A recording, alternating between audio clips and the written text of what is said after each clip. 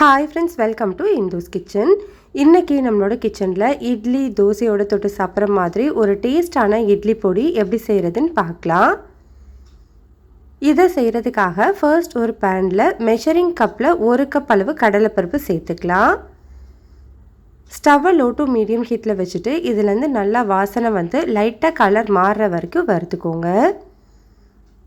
ஒரே தீயில வச்சு வறுத்துக்கணும், அப்போது தான் எல்லா சைடுமே ஈவனாக வறுபட்டு வரும். இப்போ பாருங்கள், நம்மளுக்கு கடலைப்பருப்பு நல்லாவே வறுபட்டு வந்திருக்கு. இதை ஒரு பிளேட்டில் மாற்றி ஆற வச்சுக்கலாம்.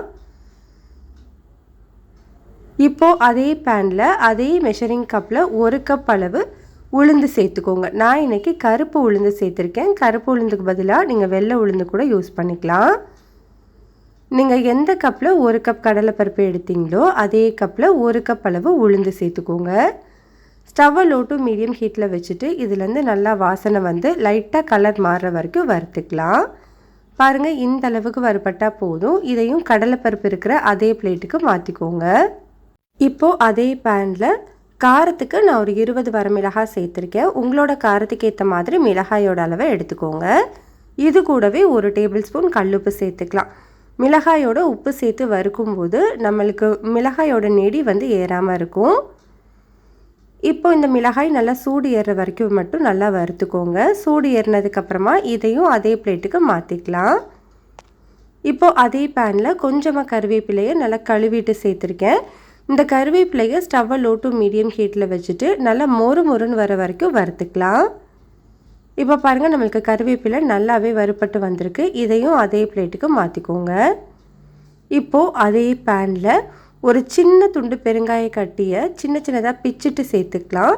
கட்டி பெருங்காயம் சேர்க்கும்போது இட்லி பொடி வந்து நல்ல வாசனையோடு இருக்கும். சப்போஸ் உங்கள்கிட்ட கட்டி பெருங்காயம் இல்லை அப்படின்னா நீங்கள் ஸ்டவ்வை ஆஃப் பண்ணிவிட்டு இதில் ஒரு 3/4 டீஸ்பூன் அளவு பெருங்காயத்தூள் சேர்த்து வறுத்துட்டு சேர்த்துக்கலாம். இப்போ பெருங்காயம் நல்லா வறுபட்டு வந்திருக்கு, நல்லா பொரிஞ்சு வந்திருக்கு பாருங்கள். இதையும் அதே பிளேட்டுக்கு மாற்றிக்கலாம். இப்போ இதெல்லாமே நல்லா ஆறினதுக்கு அப்புறமா இதை நம்ம அரைக்க ஆரம்பிச்சிடலாம். அரைக்கும்போது ஃபர்ஸ்ட் வந்து ஒரு மிக்ஸி ஜாரில் நம்ம எடுத்து வச்சுருக்கிற அந்த மிளகாயை மட்டும் சேர்த்துக்கோங்க. மிளகாய் மட்டும் சேர்த்து கொரகொரப்பாக அரைச்சி எடுத்துகிட்டு வந்துடலாம். இப்போ பாருங்கள், நான் மிளகாயை இந்த மாதிரி கொஞ்சம் கொரகொரப்பாக அரைச்சி எடுத்திருக்கேன். இப்போ இது மேலே நம்ம வறுத்து வச்சுருக்கிற பருப்பு வகைகள் எல்லாத்தையுமே சேர்த்துக்கலாம். பருப்பு எல்லாமே சேர்த்ததுக்கப்புறமா நம்ம மிக்சியில் பல்ஸ் மோடில் விட்டு அரைச்சி எடுத்துகிட்டு வந்துடலாம். இப்போ பாருங்கள், நான் பொடி அரைச்சி எடுத்துகிட்டு வந்திருக்கேன். இந்த மாதிரி கொஞ்சம் கொரகொரப்பான பொடியாக இருக்கணும். இந்த டைமில் இது கூட ஒரு 10 பல்லு பூண்டை தோலோடவே சேர்த்துக்கோங்க. இந்த மாதிரி நம்ம இட்லி பொடியில் கடைசியாக பூண்டு சேர்த்து அரைச்சோம் அப்படின்னா நம்மளுக்கு பொடியும் நல்லா வாசமாக இருக்கும், டேஸ்ட்டும் சூப்பராக இருக்கும். இப்போது இதை வந்து பல்ஸ் மோடில் ஒரு 2லேருந்து 3 முறை மட்டும் சுற்றி எடுத்துக்கலாம். இப்போ நான் பொடி மொத்தமாக அரைச்சி எடுத்துகிட்டு வந்துட்டேன். பாருங்கள், பொடி வந்து உங்களுக்கு லைட்டாக ரவை பதத்தில் இருந்தது அப்படின்னா இட்லி தோசையோடு சாப்பிட்றதுக்கு ரொம்ப நல்லாயிருக்கும். அவ்வளோதான், நம்மளுக்கு டேஸ்டான இட்லி பொடி ரெடி ஆகிடுச்சு. இதை ஒரு ஏர்டைட் பாக்ஸில் போட்டு நீங்கள் 2 மாதம் வரைக்கும் ஸ்டோர் பண்ணி வச்சுக்கலாம். கெட்டெல்லாம் போகாது. ஃப்ரிட்ஜில் வச்சும் நீங்கள் ஸ்டோர் பண்ணி வச்சுக்கலாம். கட்டாயம் இந்த இட்லி பொடி ட்ரை பண்ணி பாருங்கள். ரெசிபி பிடிச்சிருந்ததுன்னா லைக் பண்ணுங்கள், ஷேர் பண்ணுங்கள். இந்துஸ் கிச்சனை சப்ஸ்கிரைப்